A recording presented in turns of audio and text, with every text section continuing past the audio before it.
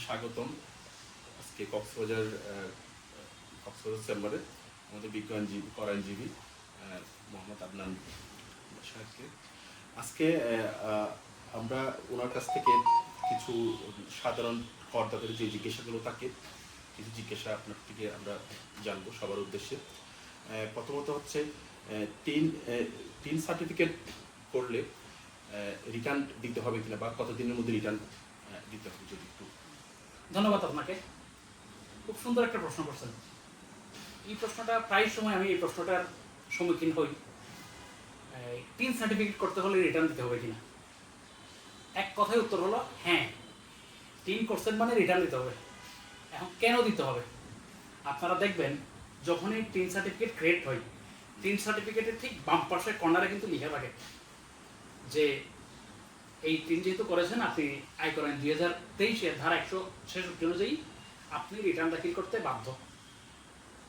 অতএব tin certificate যারাই নেবেন, যারা করবেন, তাদেরকে ধরে নেওয়া হয় আপনি একজন ট্যাক্স পেয়ার।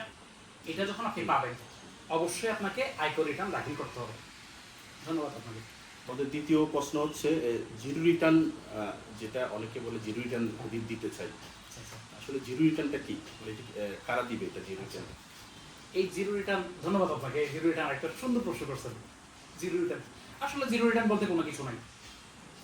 জিরো রিটার্ন এই কথাটা বলতে বলতে সম্প্রতি জাতীয় রাজস্ব বোর্ড থেকে একটা প্রজ্ঞাপন জারি হয়েছে, মানে জিরো রিটার্ন নামে কোনো কিছু নাই, জিরো দেওয়া যাবে না। আপনি করদাতা, আপনাকে অবশ্যই 000 দিয়ে কোনো রিটার্ন সাবমিট করলে এই রিটার্নটা গ্রহণযোগ্য হবে না। এই রিটার্নটা অডিট আপত্তির সম্মুখীন হবে। এই রিটার্নের ঝুঁকি থাকবে। তাহলে আপনাকে কি করতে হবে? আপনার এনবিআর প্রেসক্রাইব যে ফর্ম আছে, 8 পাতার একটা ফর্ম আছে, আর এখন তো অনলাইন করে দিয়েছে। অনলাইনে আপনাকে আয়, ব্যয়, দায়, সম্পদ এগুলো সঠিকভাবে প্রদর্শন করে সুন্দর করে রিটার্ন দাখিল করতে হবে। জিরো যেটা, আপনার যদি কর না আসে আপনি কর দিবেন না, কিন্তু সব জায়গায় যদি আপনি 0,0,0,0,0 আপনার আয় নাই, ব্যয়ও নাই, আপনার সম্পদও নাই, দায়ও নাই, যেটা সম্পূর্ণ মিথ্যা তথ্য, এটার কারণে ফৌজদারি অপরাধ পর্যন্ত হতে পারে। সো এই ধরনের 0 দোকানে 200 টাকা 300 টাকা দিয়ে এই ধরনের জিরো রিটার্ন দিয়ে নিজের আয়কর রিটার্নটাকে বিপদে ফেলবেন না, নিজের আর্থিক সম্পদগুলোকে আপনারা বিপদে ফেলবেন না।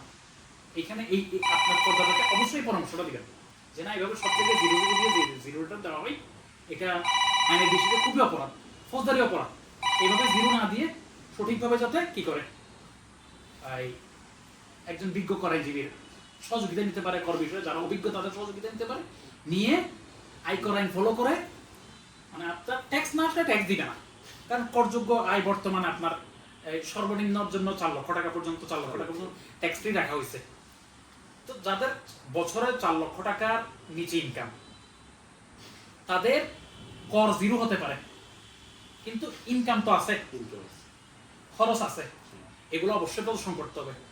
ওনার এই পৈতৃক সম্পত্তি পেতে পারে, অথবা ছোট কোনো সম্পদ ওনারা কিনতে পারে। এটা প্রদর্শন না করলে এগুলো অপ্রদর্শিত হয়ে যাবে, এগুলা উনি ক্ষতিগ্রস্ত হবেন। উনি লোন নিতে পারেন, ক্রেডিট কার্ড নিতে পারেন, এগুলো অবশ্যই আপনার ট্যাক্স ফাইলে শো করে সুন্দর করে রিটার্ন জমা দিতে হবে। 0 দিয়ে রিটার্ন জমা দিলে ওই করদাতা অবশ্যই বিপদে পড়বে।